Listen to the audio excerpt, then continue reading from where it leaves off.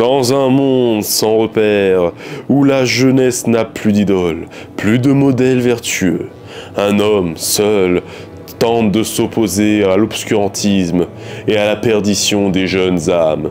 Et ça, en faisant des vidéos sur YouTube? Non mais t'es pas sérieux? T'as pas trouvé mieux, vraiment? Quoi gros? Je fais ce que je peux avec ce que j'ai moi. Ah vas-y, je me casse. Avant on avait Jésus, Batman, Spider-Man, et regardez-moi. Et maintenant on a ce petit con là. Ah je suis trop vieux pour ces conneries. Bon. Pas cool, pas cool. Bon, commençons.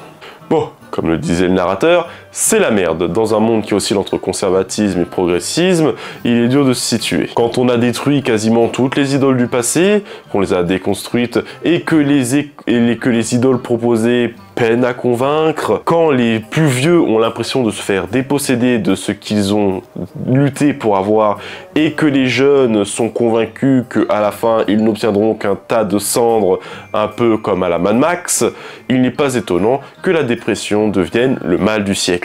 Et si je te disais que toi, derrière ton écran, tu as tout ce qu'il faut en toi pour changer les choses, pour réellement faire la différence. Parce que après tout, il ne faut pas oublier qu'on est dans un point unique dans l'histoire de l'humanité.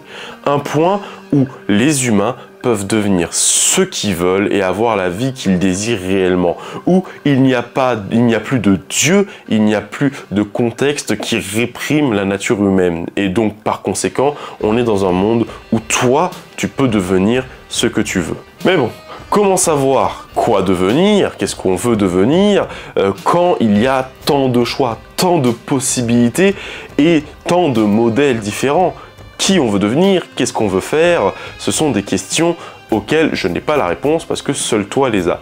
Mais si tu veux un guide pour y arriver, pour devenir la meilleure personne possible, je t'invite à écouter ce qui va suivre. L'écoute. Comme le disait le Joker, on est dans un monde où tout le monde crie sur tout le monde et personne n'écoute personne. Chacun essaye d'imposer sa vision des choses à l'autre car tout le monde est convaincu de bonne foi que sa façon de voir les choses et de faire les choses est la bonne. Sauf que ce qui marche pour toi ne marchera sûrement pas pour ton voisin. Et même si ça marche pour la majorité des gens, il y aura toujours une minorité pour laquelle ça ne marche pas.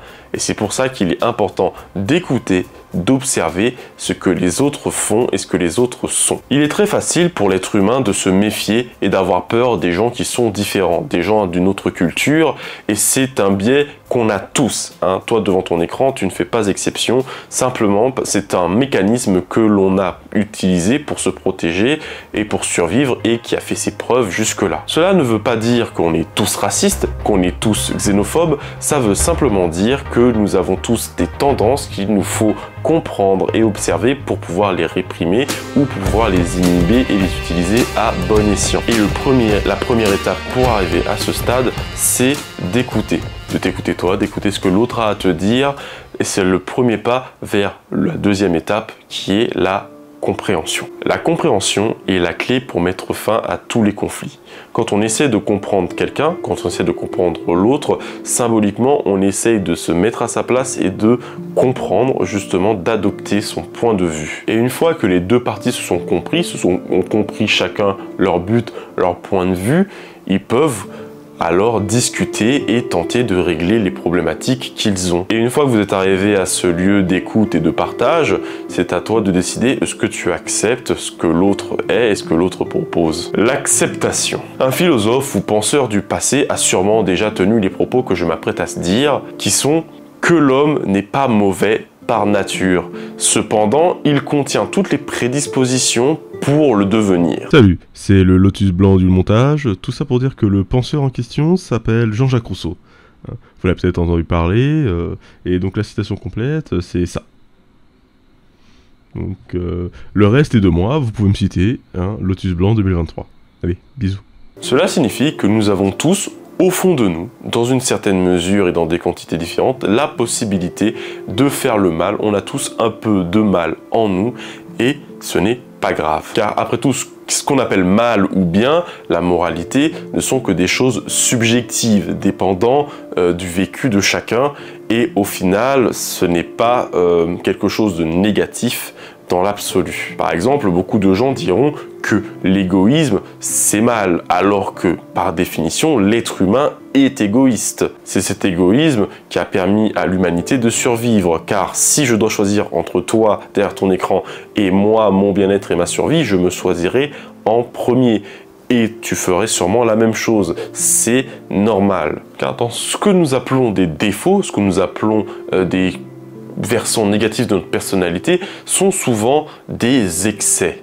L'égoïsme n'est pas mauvais en soi, mais n'être qu'égoïsme n'apporte rien de bon. De la même façon qu'être trop altruiste, n'être que l'altruisme, va faire que vous allez vous oublier et vous n'allez pas prendre soin de vous. Tout est notion d'équilibre. Et cette notion d'équilibre, on la retrouve dans beaucoup de religions, dans beaucoup de concepts. Par exemple, dans la religion taoïste, avec le symbole que tout le monde connaît, le yin et le yang. Il est donc important en tant qu'être humain, si on veut se développer, si on veut s'améliorer, d'accepter toutes ces parties négatives de notre être et de notre personnalité, d'accepter le vice, d'accepter le fait qu'à un moment on est menti, le fait d'accepter qu'à un moment on a été trop agressif ou trop heureux, trop lâche.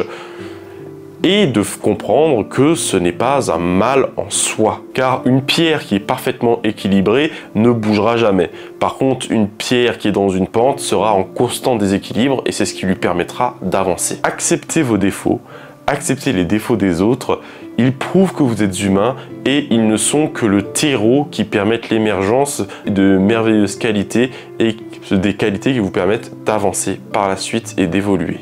L'introspection. Une fois votre nature acceptée, votre véritable nature acceptée, il va sûrement falloir l'améliorer, la modifier légèrement, ne pas la dénaturer, mais la permettre de clore à son plein potentiel. Et c'est à ça que sert l'introspection. Car l'évolution, ou plutôt la découverte de votre véritable vous, ne peut pas se faire sans un véritable questionnement. Un questionnement sur votre but, sur votre nature passée, sur votre nature présente et sur votre nature future. Et aussi sur vos buts passés, présents et futurs. Un questionnement global, en toute honnêteté, avec vous et vous. Car dans ce processus de questionnement, dans ce processus d'évolution, il ne sert à rien de vous mentir. Vous allez juste ralentir le process, voire même pire, vous mener sur une fausse voie où car vous vouliez devenir quelqu'un que vous n'étiez pas. Une fois que vous avez accepté le fait que vous pouvez faire des erreurs, que vous pouvez pécher, que vous avez du vice en vous, il devient beaucoup plus facile d'admettre quand ces moments arrivent que vous avez effectivement péché et commis une erreur.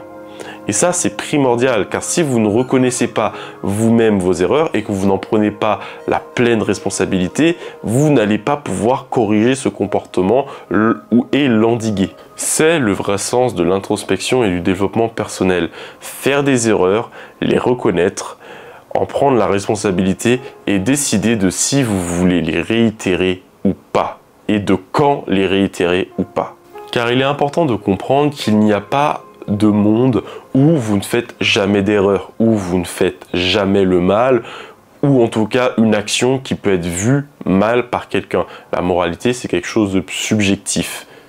Et même un meurtre, si c'est pour défendre quelqu'un que vous aimez, si c'est pour protéger une personne que vous aimez d'un autre meurtre, peut être, de certains points de vue, moral.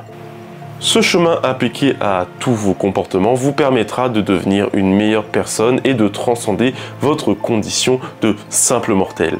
Ces 4 points sont tout aussi bien applicables à vous-même que aux autres. Il faut vous écouter vous, mais aussi écouter les autres, vous comprendre vous-même, mais aussi comprendre les autres, et surtout, vous accepter vous-même et accepter ce que sont les autres, dans leurs défauts comme dans leurs qualités. Seule l'introspection est purement personnelle et est un chemin que vous devez emprunter seul de manière à appliquer les 3 précédents préceptes.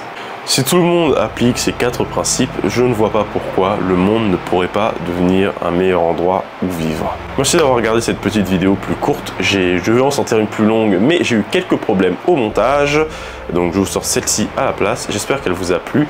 N'oubliez pas que le monde a besoin de vous à votre plein potentiel. Bonne journée. important to draw wisdom from many different places. If we take it from only one place, it becomes rigid and stale. Understanding others, the other elements, and the other nations will help you become whole.